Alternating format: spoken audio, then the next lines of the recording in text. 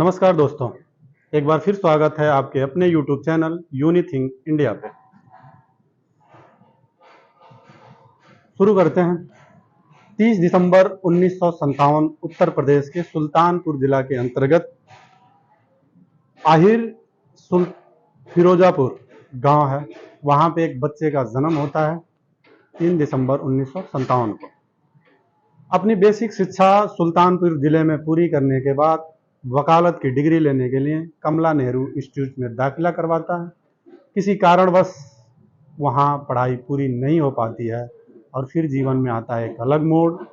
1980 में जवाहरलाल नेहरू विश्वविद्यालय में दाखिला करवाते हैं और 6 साल, महज 6 साल अभी पढ़ाई चली रही होती है कि 1986 में छात्र आंदोलन शुरू होता है और उस दौरान उनका नाम आ जाता है हिट लिस्ट में, और नाम हिट लिस्ट में आने के वजह से उन्हें स्कूल से, विद्यालय से बेदखल कर दिया जाता है।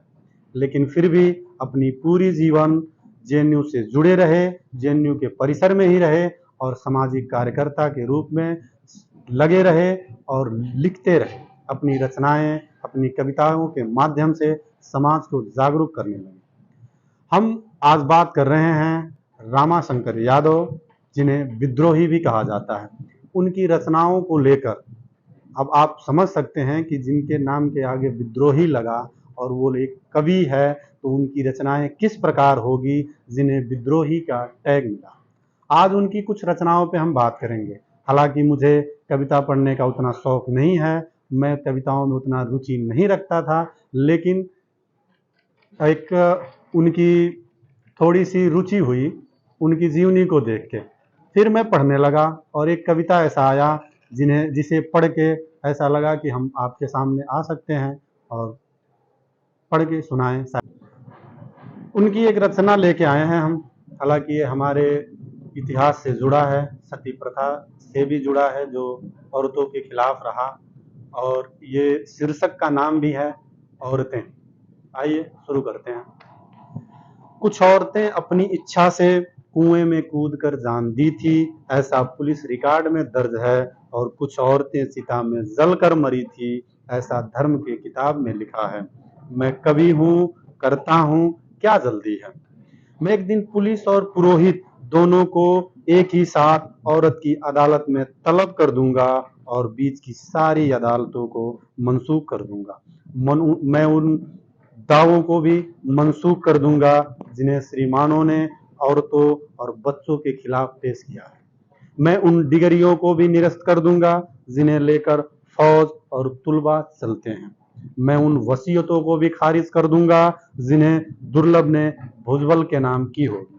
मैं उन औरतों को जो कुएं में कूदकर या चिता में जलकर मरी है फिर से जिंदा करूंगा और उनके बयानातों को दोबारा कलम बंद करूंगा कि कहीं कोई छूट तो नहीं गया, कि कहीं कुछ बाकी तो नहीं रह गया, कि कहीं कुछ भूल तो नहीं हुई। क्योंकि मैं उन औरतों के बारे में जानता हूं जो अपने एक बिते के आंगन में अपनी 7 बिते की देह को ता जिंदगी सजोई रही, कभी भूल कर भी बाहर की तरफ नहीं झांकी, और वो जब बाहर निकली तो औरत नहीं उसकी लाश थी और वो खुले में पसर गई मां मोदनी की तरफ। एक औरत की लाश धरती मां की तरह होती है दोस्तों, जो खुले में फैल जाती है थानों से लेके अदालतों तक। मैं देख रहा हूं जुल्म के सारे सबूत मिटाए जा रहे हैं। चंदन चर्चित मस्तक को उठाए हुए पुरोहित और तमगों से लैस सीनों को फुलाए हुए सैनिक महाराज की जय बोल रहे हैं। वे महाराज जो मर चुके हैं और महारानियां सती होने की तैयारियां कर रही हैं। जो महारानियां नहीं रहेंगी तो नौकरानियां क्या करेंगी, इसलिए नौकरानियां भी तैयारी कर रही हैं। मुझे महारानियों से ज्यादा नौकरानियों की चिंता होती है जिनके पति जिंदा हैं, बेचारे रो रहे हैं। कितना खराब लगता है एक औरत को अपने रोते हुए पति को छोड़कर मरना, जबकि मर्दों को रोती हुई औरतों को मारना खराब नहीं लगता।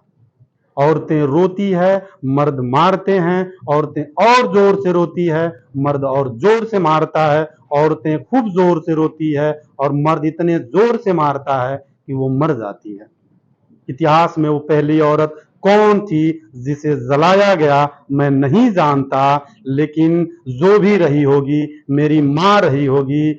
लेकिन मेरी चिंता यह है कि भविष्य की वो आखिरी औरत कौन होगी जिसे अंत में जलाया जाएगा मैं नहीं जानता, लेकिन जो भी रही होगी वो मेरी बेटी होगी और ये मैं होने नहीं दूंगा।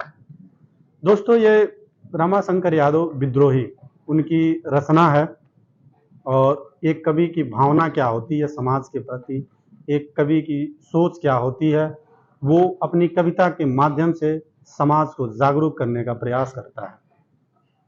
हम किसी कवि को रुचि लें, पढ़ें ना पढ़ें वो अलग बात है, लेकिन इस देश में कवियों का बहुत महत्व रहा है हमारे आदिकाल से। चाहे वो अकबर का दौर हो या फिर बहुत सारे महाराजाओं का दौर हो, कवियाँ हर दौर में रहे हैं। उनकी इस देश में बहुत ही योगदान रहा है, चाहे वो समाज सुधारक के तौर पे हो, सीधी तरह से सरकार से सवाल पूछने के तौर पे हो या किसी भी प्रकार के हों। एक औरत एक कवि की पीछे एक कवि की भावना जो इस समाज को लेके जो रहती है वो हम उनके कविताओं के माध्यम से सुन सकते हैं।